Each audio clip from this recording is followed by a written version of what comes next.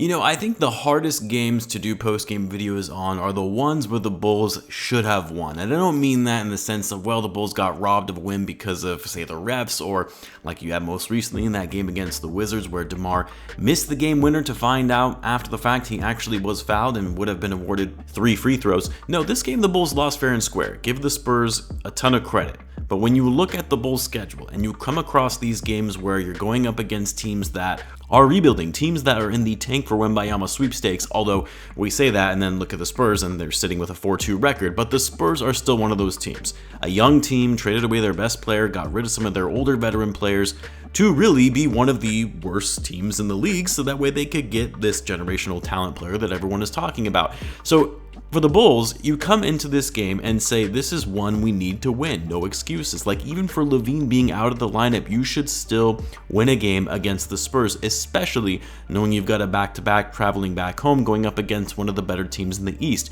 You want to get that first win against a lesser team. Now, I did want to start with the Zach LaVine situation of him being out, and this evidently is going to continue to be an ongoing thing throughout the season, in which the Bulls are going to manage his load with his left knee, which sounds weird to say, but that's actually what it is. The reason I want to start with it is because I see a lot of Bulls fans getting mad on Twitter and other platforms that, hey, LaVine needs to play. We didn't pay him a max contract worth $215 million to just play periodically.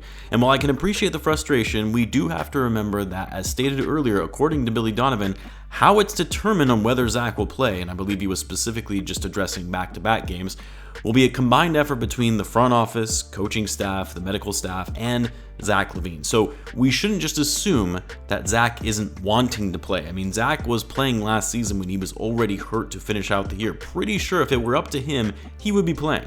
The issue I take with this in deciding to sit Lavine out of games, and I tweeted about this earlier, is the margin of error in the Eastern Conference, as we already know, is going to be so slim this season. Seeding is going to come down to the wire when all is said and done. Every game matters. I don't care if it's against one of the worst teams in the league, one of the best, whether it's a back-to-back, 4th game in 5 nights. If the guys are feeling okay, if they're not experiencing pain, they're not sore, if they feel good to go, you need to have them play, especially when they're one of the best players on your team. Like, you don't want a loss like tonight or the one they had against the Wizards to be the deciding factor at the end of the season that makes you either a play-in team or a 5th or 6th seed. Look, I get it. The Bulls are thinking long-term. They just signed this guy to a 5-year max deal. You want to ensure you're managing his injury so that he's healthy for all of those 5 years. And yes, the Bulls likely aren't winning a title this season. So don't go crazy in trying to push Zach to risk him getting injured when the Bulls just aren't there yet. But at the same time, you can be a little overly cautious to the point where the team loses these critical games where you might have won, and now you're looking like a team that isn't making a ton of progress in the eyes of the rest of the league, which impacts your ability to attract top-level free agents. Thinking about the now is important as well. So yes, I get the frustration, but I'm not going to take it out on Zach. I fully believe if it were up to him, he would play. I'm more frustrated with the Bulls in being a little too cautious about Lavine. If this was Lonzo Ball, it would be a different story. I would get it. Dude just had 2 knee surgeries. Lavine had a minor scope, at least based on what they've communicated to us. Like, come on now. Let the dude play. Anyway, about this game, I mean, there were positives to take away from it. Coby White had arguably one of the best games of his career, at least in the last 2 seasons anyways, since coming off the bench. And I don't just mean that from a scoring perspective, because we know Coby can score. He's an inconsistent scorer, but we know he can score. It was more so the decision-making, the poise, and also just the way he moved on the court. His handles have really improved. His quickness in getting up and down in transition. His passing was more on point, and he was the most impactful player on the court tonight, and also stepped up big time when Ayo had to sit out for a bit after he had to get checked out after hitting his head. He finished the game with 19 points, 7 for 14 shooting, wasn't just chucking up a bunch of threes either, like he was actually making plays, driving to the basket, 4 rebounds, 4 assists, and only 1 turnover. And Billy Donovan went with Coby to close out the game. It says a lot about how well he was playing in this one compared to the last game where I believe he only played 12 minutes. And then the other bright spot, man, how about Andre Drummond? I think I'm going to have to do a video on the best bargain contracts that were done this offseason on my NBA channel, and Drummond most certainly needs to be included in that, which, by the way, if you haven't already, check out my channel and One Hoops. Gonna see if I can make this YouTube thing full-time between these 2 channels.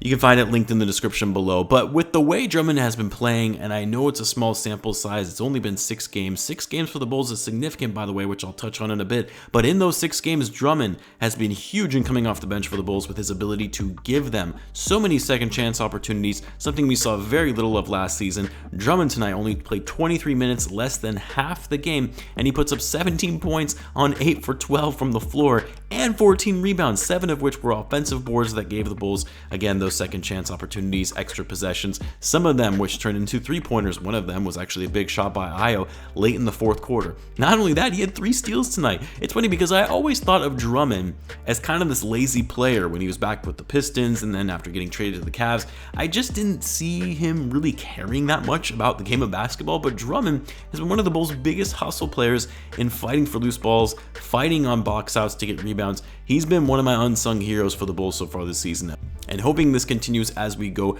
further into it. And then, of course, I guess, the other positive, DeMar DeRozan had a great game, but you kind of expect nothing less from DeMar at this point, but he passes 20,000 points in his career, which is an incredible feat. Only 50 players in NBA history have been able to do that. Had a stellar game tonight. It was just unfortunate that it came in a loss against his former team. 33 points on 11 for 20 shooting, 11 for 12 from the line. It was a classy gesture from Pop to call a timeout so DeMar could get recognition on reaching 20,000. Outside of that, though, not a ton to be excited about this game. I mean, I guess Patrick hit double figures again. That was nice. He actually had one of his best plays so far this season, in which he went coast to coast with the Euro step at the basket for the finish. That got me off my chair. He also had 3 steals tonight, showing so much more active hands on defense, which is good to see. But aside from that, Vucevic, not a good game. In fact, Billy Donovan decided to go with Drummond down the stretch, which was the right call. That was kind of the game you would have seen from Vucevic last season. 4 for 13 shooting, 1 for 5 from 3, 9 points, 5 rebounds. He was a minus 15 on the night. I've said it before, Vuce does not play well against Jakob Poeltl. And that was more evident tonight as Poeltl had a monster game in which he put up 21 points, 13 rebounds on 10 for 12 shooting. Always say he's one of the most underrated players in the league. Caruso also got the start in Lavine's absence, but also didn't have a great game. He's just much better than that second unit as another energizer. Couldn't really get things going on offense, and even tonight wasn't especially great on defense. Actually, I will say the rest of the bench had nice games. Like Javonte Green had a good game, played well. Derrick Jones Jr. played well. They both brought a lot of energy, especially on defense.